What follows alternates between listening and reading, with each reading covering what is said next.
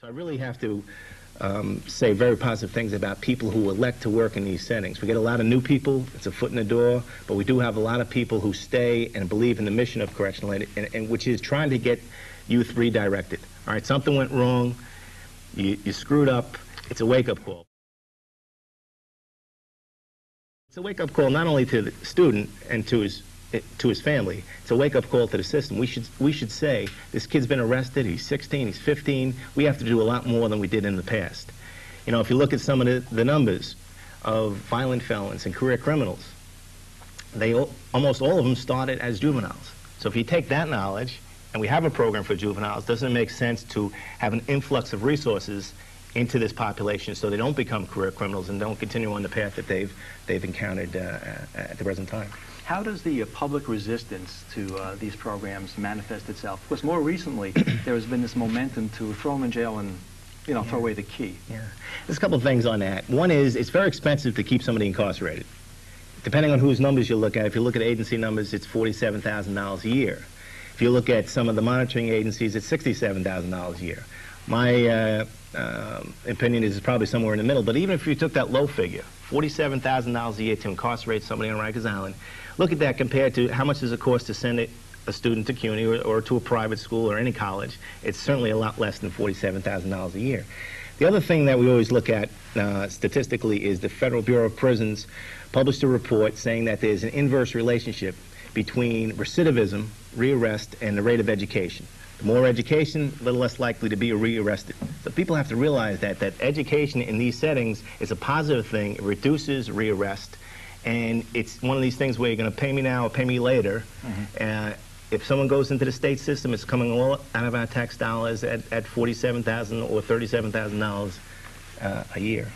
So the statement that we hear sometimes as a joke, jail or Yale, really is something that we have to take a look at, because it really is a lot more frugal, a lot more in the interest of our society to put the money and put the bucks where our mouth is right now. Yeah, and we believe strongly in correctional education, that education is the way out, the way to break this cycle of despair.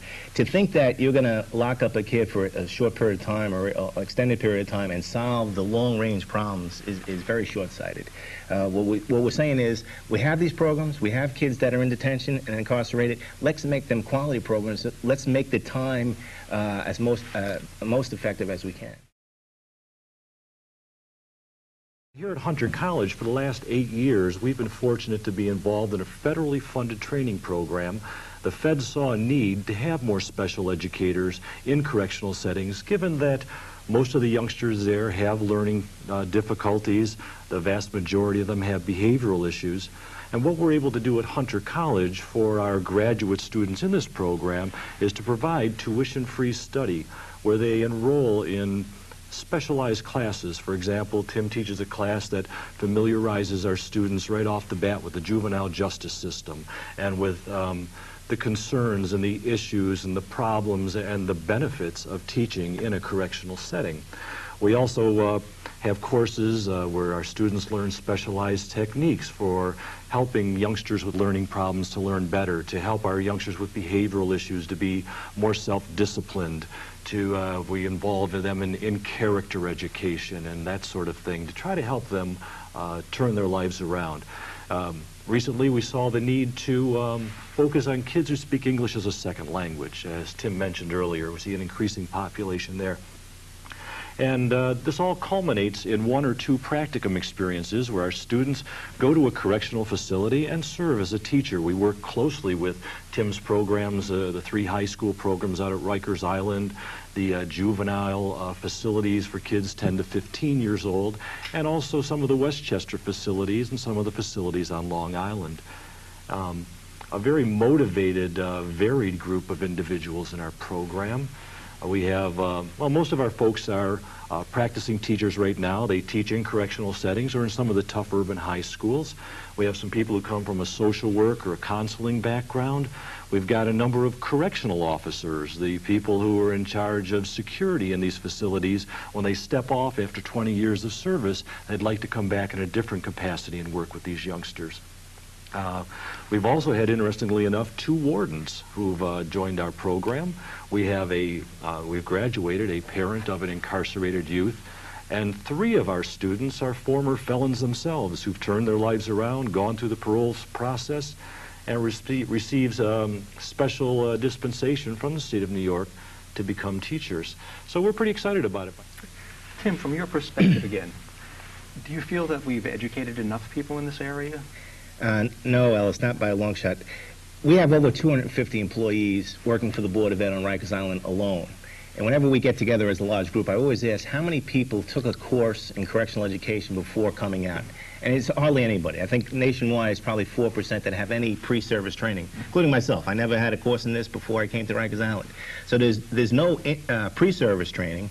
That's why this in-service professional development in the form of a master's is so important. I just wish it was much more extensive. I wish it was much more institutionalized, not dependent on grants from year to year. I think there's a big need here in the city of New York, in this urban area. If you look to other places like Los Angeles, other urban areas, and big concentrations of correctional educators, they're doing a lot more in terms of teacher training than we are here in New York. So thank goodness for the Hunter College program. And Tom mentioned about the counselors too. One of the things we're very concerned about too is the leadership, correctional education administrators. I always say it's a great place to be a teacher. It's a very challenging place. It's a great place to be a counselor or a social worker. I give those folks a lot of credit. There's a special place in my heart. They listen to these stories every single day of very tragic stories. And kids that are in detention, one of the things they really need is someone to talk to, a professional. And I was commenting the other day, we're located right next to LaGuardia Airport at Rikers Island. And all these stories that our counselors listen to, I say they handle more baggage or deal with more baggage than some of the folks at the airport. But I'm also very concerned about the leadership, because the literacy is a big issue. I want to focus on that. I want to advocate for our programs with the public, with the politicians, with the people at the Board of Ed and in the system. And we need strong leaders to advocate for these programs. And I don't, to be honest with you, see too many on the horizon, too many young people coming up saying, I want to be part of this. So I think programs like the one here at Hunter College would also help not only in developing teachers and counselors, but also the future leaders in correctional education here in the city of New York. It's interesting that you mentioned that, because in speaking with my own practicum students who have been in various placements with kids with behavior disorders and correctional facilities, and we've made suggestions how they can handle certain problems. They say, we have to remember that direction comes from the top down.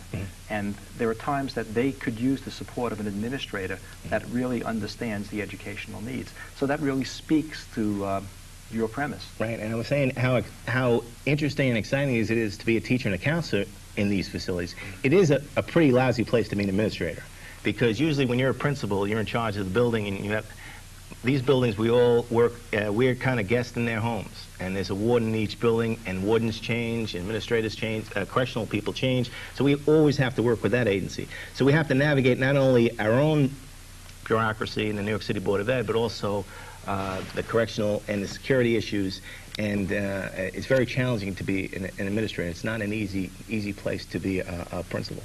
Where do you derive your personal satisfaction in your administrative capacity? I think it comes from the home runs. You know, we talk about, home runs, in that this is a very challenging population, and you're going to strike out. Just like I mentioned how Mark McGuire and Sammy Sosa hit 170-something homers that one year with the two of them. They also struck out like 3 times as many times. But nobody remembers the strikeouts. Why not? Because it's very difficult to hit a ball 400 feet when it's coming at you 90 miles an hour. It's very difficult to succeed with all these challenges I was talking to you about before. Short term, very leveled, no family support. But when we do hit the home runs, when we do start balancing things out for kids, that's what we get the personal satisfaction of. There's not percentage-wise as many successes as you would have on the outside, or maybe even in special ed. But when you have a success story in correctional education, when you've redirected a youth who was headed to this path of being a career criminal or a violent felon, and you've redirected him or her, I think it's very satisfying. That's what we get as leaders and as teachers and as counselors.